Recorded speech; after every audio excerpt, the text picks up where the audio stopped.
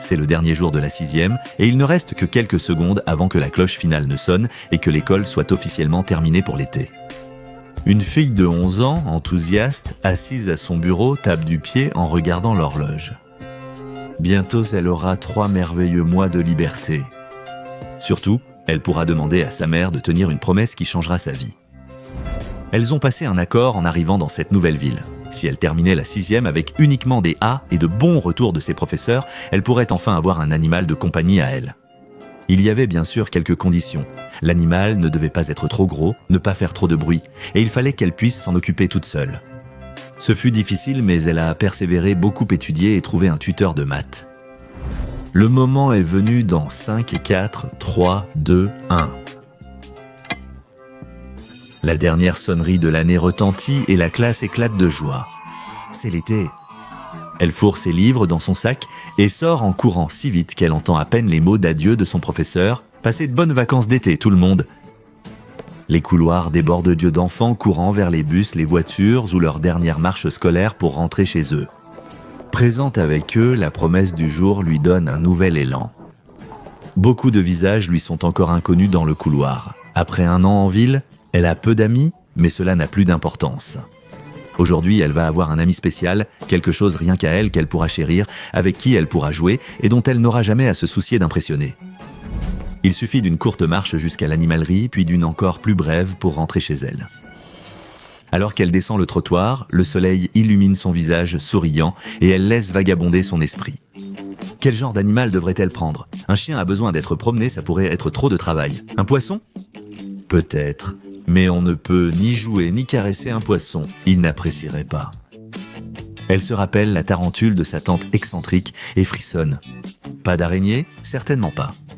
Elle veut quelque chose de gentil, assez petit pour que sa mère ne se plaigne pas, mais qu'elle puisse câliner et avec qui elle puisse vraiment créer un lien. Peu importe ce que ce sera, elle va en prendre grand soin. La marche semble plus longue, l'attente allongeant les minutes en heures. En voyant l'enseigne en forme de chien jouant avec une balle, son cœur rate un battement. Elle est arrivée à l'animalerie. À l'intérieur, il y a un nombre impressionnant d'options. Elle longe le rayon des reptiles, colle son visage aux vitres des aquariums où vivent tiganes, serpents ondulants et petits lézards colorés. Tout près, de grosses sibarinettes vertes et des crapauds bosselés aux grands yeux humides. Elle s'arrête devant les poissons, fascinée par leur couleur et leur grande diversité. Elle trouve qu'un poisson est un animal de compagnie ennuyeux et se demande quoi en faire. Elle poursuit, observant des chatons tigrés doux. Ils gambadent, se roulent, agitent la queue et étirent leurs pattes douces. Ils sont adorables, son cœur fond. Mais ensuite, elle pense au fait de devoir nettoyer une litière et décide de passer à autre chose. On trouve des hamsters dodus, des rats élégants, des souris blanches aux yeux roses et des gerbilles courant sur des roues. Soudain, une pancarte l'attire. « Animaux exotiques », lit-on. « Que trouve-t-on là-bas » Elle entre discrètement dans la section, ayant l'impression de ne pas être à sa place. Il y a des furets qui se tortillent et jouent avec une balle, des chinchillas duveteux qui semblent incroyablement doux et moelleux au toucher, de petits phalangers planants qui regardent timidement hors de leur pochette en tissu avec de grands yeux. Une moufette la regarde intriguée en clignant des yeux. Mais rien ne semble vraiment convenir. Aucun de ces animaux ne paraît être celui à ramener chez elle. Puis, du coin de l'œil, elle aperçoit quelque chose de curieux. Une rangée de petites boîtes en carton, recouvertes de textes attrayants et enfantins, fait la publicité de quelque chose appelé « un animal de compagnie personnalisé ». Elle prend l'un des paquets et lit la description. Ça semble impossible, trop beau pour être vrai. Achetez simplement ces œufs emballés, placez-les n'importe où dans votre maison et un animal de compagnie parfaitement assorti éclora et s'intégrera parfaitement. Il deviendra exactement le type d'animal de compagnie dont vous avez besoin. Elle cherche la moindre mention en petits caractères, quelque chose qui pourrait indiquer qu'il s'agit d'un jouet ou d'une sorte de blague. Mais ça a l'air réel. Est-ce possible ? La fille prend timidement un paquet et le porte à la caisse. L'employé s'apprête à le scanner, mais il n'y a pas de code barre. « Vous l'avez apporté avec vous ?» demande le caissier. Elle secoue la tête. « D'accord, eh bien, on ne vend pas ça, donc je suppose que vous pouvez simplement le prendre. » Les yeux de la fille s'écarquillent. Vraiment ? Elle peut l'avoir gratuitement ? La caissière lui fait déjà signe de partir, appelant le client suivant à passer en caisse. Ne voulant pas remettre en question sa chance, elle s'en va sans hésiter. Le retour de l'animalerie est un tourbillon d'excitation. Elle veut juste rentrer, préparer un sandwich au beurre de cacahuètes et trouver une place pour l'œuf de son nouvel animal avant le retour de sa mère. Ce n'est pas qu'elle fasse mal, mais c'est plus simple si elle gère tout avant que sa mère ne pose trop de questions. En réalité, elle leur rend service à toutes les deux en s'occupant de toute la logistique pour que sa mère n'ait pas à s'en soucier. Elle sort la clé de sa poche et ouvre la porte, les mains tremblantes. C'est presque l'heure. Oublie le sandwich, il peut attendre. Elle doit monter dans sa chambre et commencer sa vie avec son nouvel animal, quel qu'il soit. Elle jette son sac à dos sur son lit et s'assoit par terre, déchirant l'emballage en carton. À l'intérieur, 6 petits œufs sont scellés dans du plastique. Elle veut juste un animal de compagnie, alors elle va commencer avec un œuf pour l'instant. Bien sûr, si l'animal finit par se sentir seul, il voudra peut-être un ami. Elle chasse cette pensée, reportant ses détails à plus tard. Elle s'apprête à percer le plastique pour que l'œuf respire, puis s'arrête. Où le mettre ? Elle était si pressée de partir qu'elle a oublié de prendre un aquarium, un terrarium ou un habitat pour animal domestique. L'emballage affirme que ces animaux peuvent vivre partout, mais est-ce vraiment le cas ? Si elle fait une erreur et que son nouvel animal est blessé ou n'éclot pas, cela lui brisera le cœur. Puis, elle aperçoit une solution potentielle. Une vieille maison de poupées ornée de fioritures, rose pastel et étonnamment spacieuse à l'intérieur, se trouve à côté de son lit. Elle n'a plus joué avec des poupées depuis qu'elle s'est dite trop grande en entrant en 6e. Mais aujourd'hui, elle est heureuse de garder sa maison de poupées. Même si les poupées s'énivigent plus, peut-être que maintenant, cela pourra devenir un foyer pour quelque chose de nouveau. Ou pour ce qui sortira de ce drôle d'œuf. Elle ouvre prudemment l'œuf et le met dans la maison de poupées. Tous les meubles de poupées et petits objets dangereux ont disparu, ne laissant qu'une jolie enceinte rose victorienne où l'œuf peut éclore en sécurité. Elle doit juste attendre maintenant. Plus tard dans la nuit, la fille se réveille d'un profond sommeil au son de quelque chose qui bouge à l'intérieur de la maison de poupées. Le bruit de petites pattes et un froissement dans l'ancienne maison de poupées vide. Elle se redresse et s'apprête à aller jeter un coup d'œil à l'intérieur quand un frisson de peur lui parcourt l'échine. Et si c'était horrible, elle ignorait le type d'œuf en n'ayant jamais vu de tel. Et si c'était une créature monstrueuse comme une araignée ou un ver qu'elle ne peut imaginer. Et elle l'a ramené chez elle, là où elle et sa mère dorment, sans même se poser de questions. Elle reste assise, n'entendant que le froissement dans la maison de poupées et ses respirations paniquées. Puis il y a un autre bruit, et doux comme le chant d'un oiseau. Ça vient de la maison de poupées. La curiosité finit par l'emporter et elle ouvre la maison de poupées, soulevant le toit. À l'intérieur, elle l'aperçoit. Son nouvel animal de compagnie. Le petit animal, à la fourrure rose, pastel et blanche, douce comme des plumes, explore sa nouvelle maison avec joie. Il agite sa petite queue duvetteuse, semblable à un plumeau lavande, puis s'arrête et la regarde avec de grands yeux violets amicaux. Elle tend doucement la main pour caresser l'animal qui se blottit contre sa paume en ronronnant comme un chaton. Toute la tension qu'elle ressentait auparavant disparaît de son corps lorsqu'elle se rend compte que l'emballage ne mentait pas. Elle a installé l'animal dans un cadre réconfortant et joyeux où il est devenu la représentation vivante de tout cela. Un instant, elle se demande comment expliquer ce nouvel arrivant, quoi lui donner à manger et ce que dira sa mère. Mais ensuite, son nouveau meilleur ami pépit joyeusement à nouveau et tout ce à quoi elle peut penser, c'est que cet été va être incroyable. Les choses se sont très bien passées pour la fille. Pendant ce temps, d'autres familles de l'autre côté de la ville hurlaient d'horreur alors qu'une minuscule créature cracheuse de feu mettait le feu à leurs rideaux et qu'une autre descendait lentement du plafond sur un fil argenté, se fondant dans les ombres. Cette fille n'était pas la seule enfant à ramener chez elle un de ces animaux de compagnie miraculeux et à le faire éclore dans sa maison. Et d'autres enfants étaient bien moins prudents quant à l'endroit où ils posaient les œufs. Bien sûr, les enfants n'étaient pas à blâmer ici. La faute revenait à celui ou ceux qui étaient à l'origine de la conception et de la diffusion massive de ces étranges petites créatures, également connues sous le nom de SCP-0150. SCP-1550 est une espèce de créatures artificielles à la classification inconnue, extrêmement adaptables à tout environnement. Leurs larves grandissent et s'adaptent à tout environnement où leurs œufs sont déposés. Malgré leur grande variété d'apparence à l'âge adulte, tous présentent des marques sur le ventre signalant la marque du Dr. Wondertainment. En raison de leur nature hautement adaptable, il est difficile de savoir à quoi pourrait ressembler la forme originale de ces créatures. Les œufs de SCP-1550 beige et longs d'1 cm sont stockés dans un emballage hermétique empêchant leur éclosion tant qu'ils ne sont pas à l'air libre.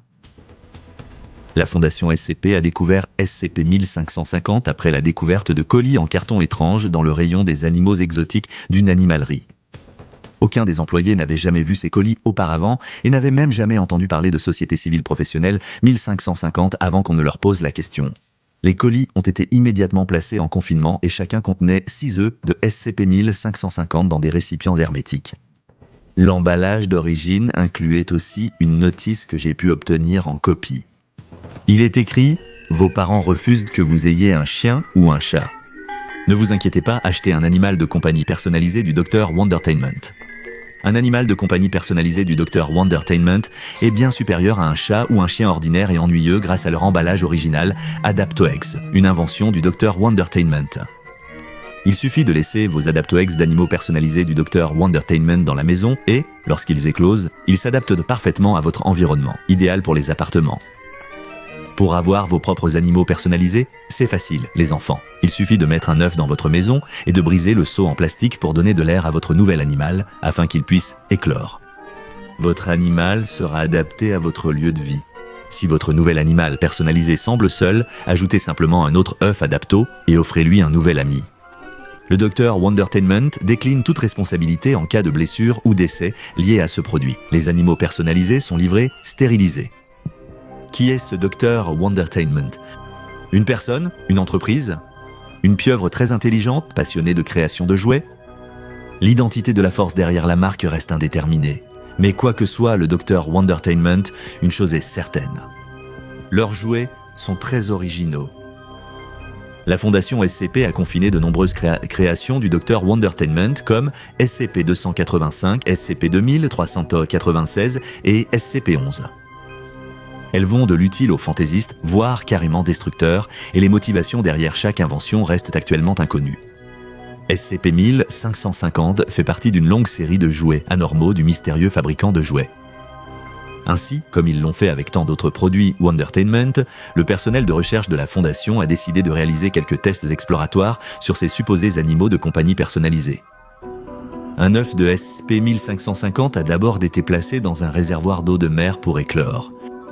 Lorsqu'il a éclos, il a produit un spécimen avec des branchies tout le long de son dos supérieur, derrière ses yeux, ainsi qu'une série de queues plates et larges qu'il pouvait utiliser pour nager efficacement. Un examen approfondi a montré que la créature excrétait un mucus pour protéger ses yeux de l'eau salée et avait une vessie natatoire découverte à la dissection. La peau de la créature était d'un bleu tacheté, lui offrant un camouflage naturel dans son environnement marin. L'équipe a ensuite mis un œuf dans l'eau douce pour observer d'autres adaptations. Un réservoir a été rempli avec de l'eau provenant d'une rivière derrière le site d'essai et l'œuf y a été placé jusqu'à son éclosion. Fait intéressant, ce spécimen de SCP-1550 n'avait pas de branchies, suggérant que des circonstances similaires ne donnent pas toujours les mêmes adaptations. Ce spécimen avait des poumons élargis et un corps mince, profilé pour se déplacer plus efficacement. L'équipe a ensuite préparé un terrarium simulant une forêt tempérée et y a placé le prochain œuf. À l'éclosion, il a donné un SP150 couvert de fourrure brune et au ventre strié rappelant un serpent. Il avait aussi une queue de grands tentacules. Le long du ventre strié, il y avait une zone de peau lisse avec le logo du Dr. Wondertainment imprimé comme un tatouage. L'équipe a préparé un autre terrarium qui simulait un écosystème désertique et a permis à un œuf d'éclore à l'intérieur. Le spécimen, à sang froid et beige pour se camoufler dans le sable, creusait vite pour se protéger du stress extérieur. Fait notable, il mesurait 1 cm de plus que les précédents spécimens. Le dernier terrarium a été conçu pour simuler l'environnement d'un appartement urbain moyen. L'œuf éclose a donné naissance à une créature à la peau cuirassée et aux yeux semblables à ceux d'un caméléon. Le comportement du spécimen était nettement plus amical que celui de ses prédécesseurs, et il se comportait davantage comme un animal de compagnie domestique que comme un animal sauvage. Son adaptation la plus impressionnante était sa méthode de se nourrir. Derrière sa mâchoire, le spécimen possédait des fanons similaires à ceux des baleines, lui permettant de filtrer poussière et miettes du terrarium pour se nourrir. Après le succès de ces expériences, l'équipe de recherche a décidé de tester les œufs dans des environnements plus extrêmes. Un œuf a été mis dans du fer en fusion.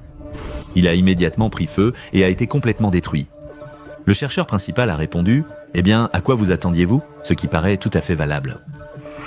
L'œuf suivant a été mis dans une chambre à vide, puis dépressurisé. L'œuf a immédiatement explosé, recouvrant l'intérieur de la chambre d'une substance gluante non identifiable. Ces deux expériences ont amené l'équipe à conclure que les œufs du SCP-1550 ne survivent pas dans des conditions inhabitables pour d'autres animaux. Il existe des limites à l'adaptabilité de la créature, mais que se passerait-il si un œuf était placé dans un environnement hostile, rempli de quelque chose de reconnaissable ? On a rempli une chambre à vide d'eau de mer et placé un œuf dedans. La chambre a ensuite été pressurisée à 15 750 psi. Cette fois, l'œuf n'a pas été détruit, mais a pu éclore avec succès. Le spécimen de SCP-0150 obtenu ressemblait fortement à plusieurs créatures des grands fonds, notamment la baudroie. Comme la baudroie, la créature avait un leurre lumineux sur le front. Elle avait des branchies, une peau gris-bleu foncé, des nageoires plates et palmées et des yeux 2 fois plus grands que les autres. Ses dents acérées et crénelées rappelaient celles d'un requin. Le chercheur principal a noté dans le journal d'expérimentation à quel enfant le docteur Wondertainment destine-t-il ces objets pour qu'ils vivent là où une telle créature peut être un animal de compagnie. Tous les SCP-1550 adultes sont gardés dans un terrarium scellé de 5 mètres sur 5, simulant un désert. Ce terrarium est surveillé électroniquement, chaque spécimen ayant un dispositif de localisation. En cas d'évasion de spécimens, la zone reste confinée jusqu'à leur capture et retour dans le terrarium. Les œufs du SCP-1550 restent dans leur emballage, sauf lors des tests. La Fondation limite la population adulte à 20 spécimens. Les excédentaires sont éliminés. Honnêtement, ça me rend un peu triste. Je peux les accueillir si l'équipe de recherche ne peut pas. Mais je m'égare. Avoir un animal de compagnie est une grande responsabilité, et certains ne peuvent pas gérer les risques et récompenses, surtout avec un animal pouvant devenir dangereux sans prudence. Si votre enfant vous supplie d'avoir un animal de compagnie, peut-être devriez-vous commencer par un poisson rouge. Un poisson rouge n'a jamais mis le feu à la maison, même si j'imagine qu'il y a une première fois à tout. J'espère que vous avez apprécié cette anomalie recommandée par le chercheur de l'équipe du Dr Bob, le BeQuick. Pour participer au choix des prochaines anomalies à analyser, rejoignez l'équipe du Dr Bob sur patreon.com/drbob. Allez consulter une autre entrée des dossiers du Dr Bob comme SCP-193 l'harceleur vilain pour découvrir la boîte à jouets cauchemardesque de la Fondation SCP. Abonnez-vous et activez les notifications pour ne rien manquer lors de notre exploration des archives classifiées de la Fondation SCP.